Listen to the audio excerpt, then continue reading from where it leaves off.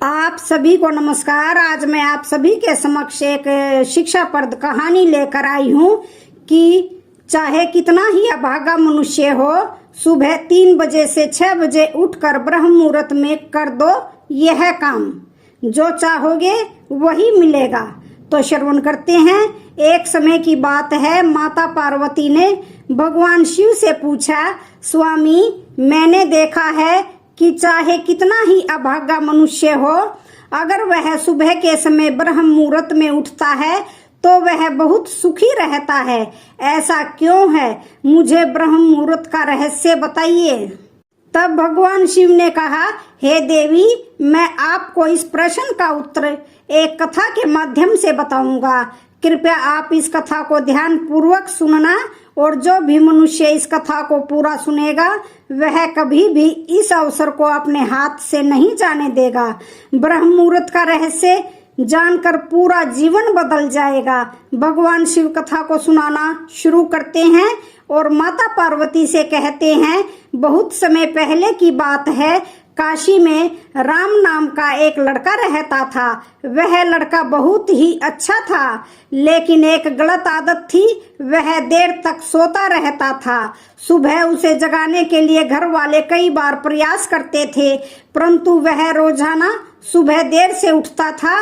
वह लड़का कभी भी 9 से पहले नहीं उठता था। जब वह बालक था तब परिवार वालों ने सोचा कि जब यह बड़ा हो जाएगा तो इसकी ये बुरी आदतों में सुधार आ जाएगा, परंतु वह लड़का जैसे जैसे बड़ा होता गया उसकी यह आदत और भी ज्यादा गहरी होती चली गई। दुनिया इधर से उधर हो सकती थी, लेकिन वह लड़का कभी भी जल्दी नहीं उठ पाता था। उसके पिता उसकी इस आदत से बहुत ज्यादा परेशान रहने लगे थे। उस लड़के को ढेरों नकारात्मक शक्तियों ने घेर लिया था। वह सभी को पलट कर जवाब देता था और दिन भर उदास रहता था। इसका असर उसके स्वास्थ्य पर भी पड़ रहा था। जब उस लड़के को यह पता लगा कि उसके सारे मित्र सफलता को प्राप्त कर चुके हैं, तब वह और भी ज्यादा चिंतित हो गया और ईश्वर को कोसने लगा। वह बार बार यही कहता था कि मेरी किस्मत ही खराब है, परंतु उसके पिता अच्छी तरह से जानते थे कि उस लड़के के असफल होने के पीछे क्या कारण है। भगवान शिव ने कहा, हे देवी, एक दिन की बात है, उसके पिता को किसी सन्यासी के बारे में पता चला। उसने तुरंत अपने बेटे की समस्या को लेकर उस सन्यासी के पास जाने का निर्णय लिया। सन्यासी को बेटे की आदतों के बारे में बताया और सन्यासी ने कहा कि कल आप अपने बेटे को इस आश्रम में आने को कहिए। फिर उस लड़के का पिता अपने घर की ओर चला गया। उसे पता था कि अगर वह सीधे तरीके से अपने बेटे को सन्यासी से मिलने के लिए कहेगा तो वह कभी तैयार नहीं होगा। उसने अपने बेटे को अपने पास बुलाया और कहा, तुम्हारे सारे मित्र जीवन में सफलता प्राप्त कर चुके हैं, क्या तुम सफल नहीं होना चाहते हो? लड़के ने उत्तर दिया कि जरूर पिताजी, परंतु जब भी मैं अपने मित्रों से उनकी सफलता का रहस्य पूछता हूँ तो वह मुझे कुछ नहीं बताते हैं। भगवान शिव ने कहा, हे देवी।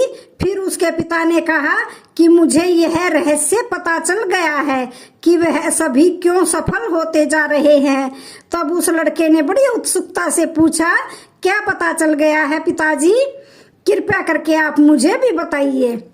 उसके पिता ने कहा कि कल सुबह तुम्हें एक सन्यासी के आश्रम में जाकर उनसे मिलना है। यदि तुम वहां पर समय से पहुंच गए तो वह सन्यासी तुम्हें ऐसा मंत्र बताएंगे जिससे तुम सफल हो जाओगे, परंतु एक समस्या है। लड़के ने कहा, पिताजी, मैं कल पूरी रात जागता रहूंगा और सुबह सन्यासी से मिलकर आऊंगा। उसके पिता ने कहा कि ठीक है, तुम वहां जाकर उस सन्यासी की आज्ञा को मानना। पिता की बात सुनकर वह लड़का बहुत अधिक खुश हो गया। जीवन में पहली बार रात्रि में वह जागता रहा, परंतु थोड़े ही समय में उसे नींद आ गई और वह सो गया।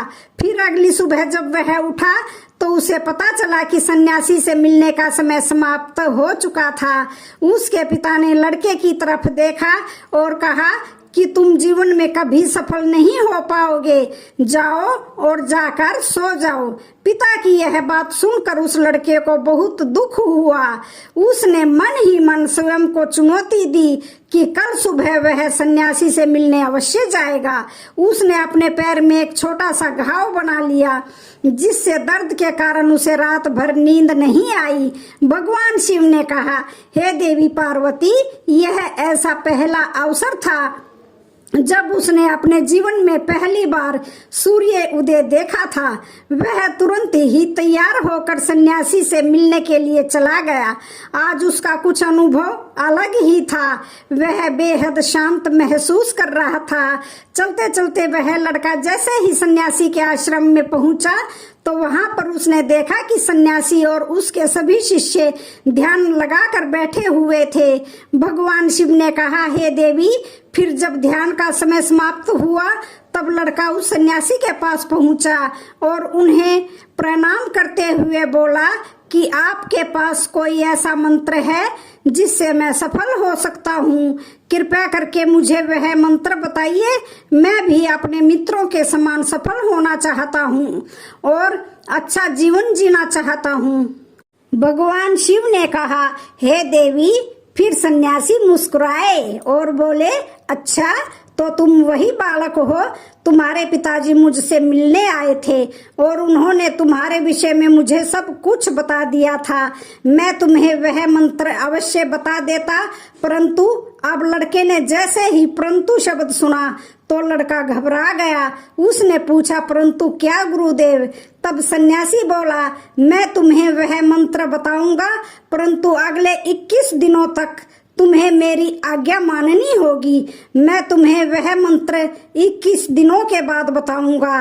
तब तक मैं तुमसे जो भी कार्य कहूंगा तुम्हें वह करना होगा। यदि तुम असफल हुए या कार्य के बीच में तुम्हारा संकल्प टूट गया तो उस मंत्र का असर नहीं होगा।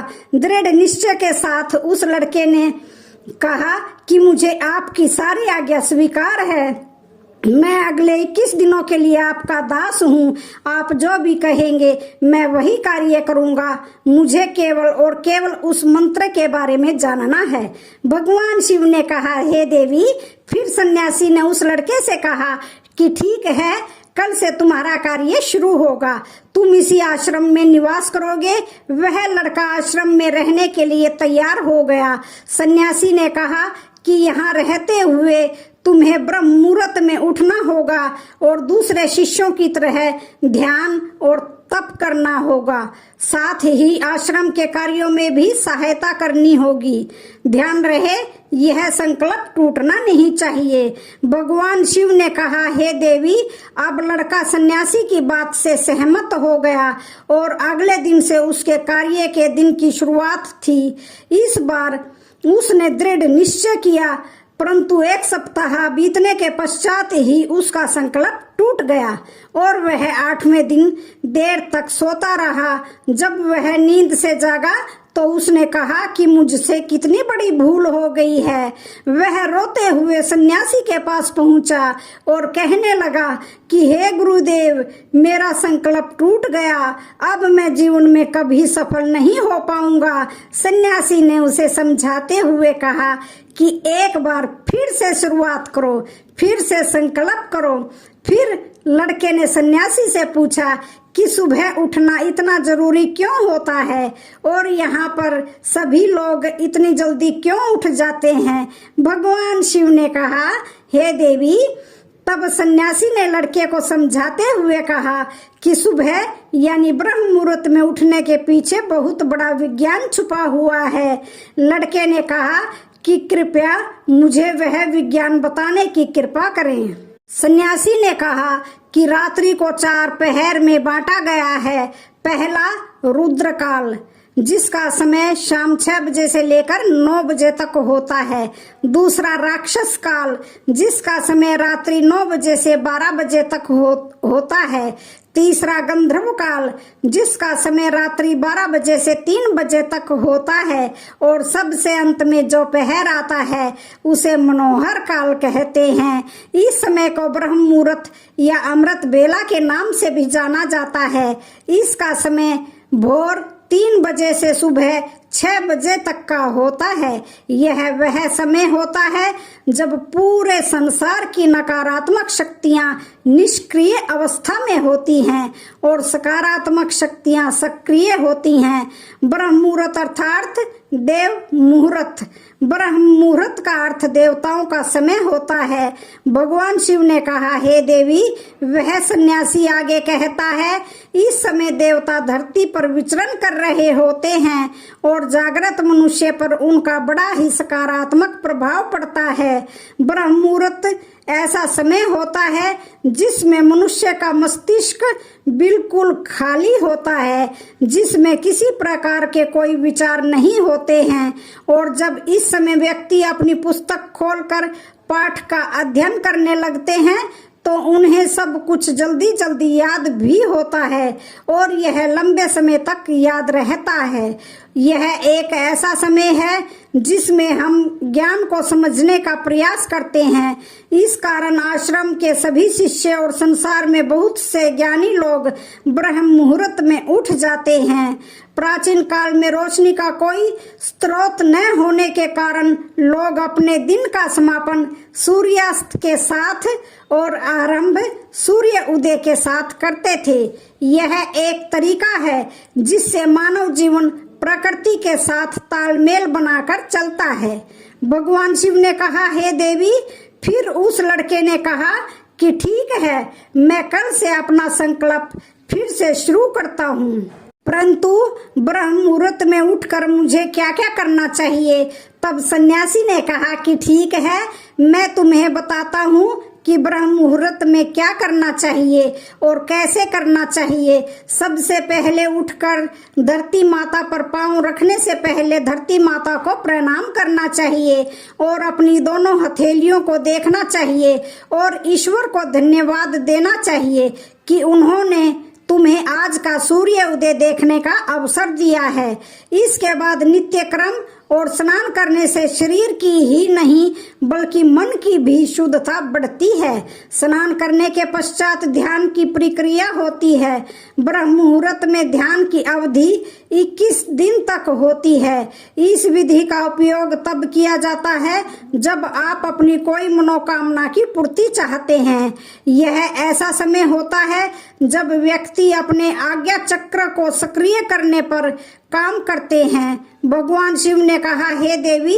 आगे वह सन्यासी कहता है, आज्ञा चक्र दोनों बोहों के बीच होता है। यह संकल्प का स्थान भी कहा जाता है।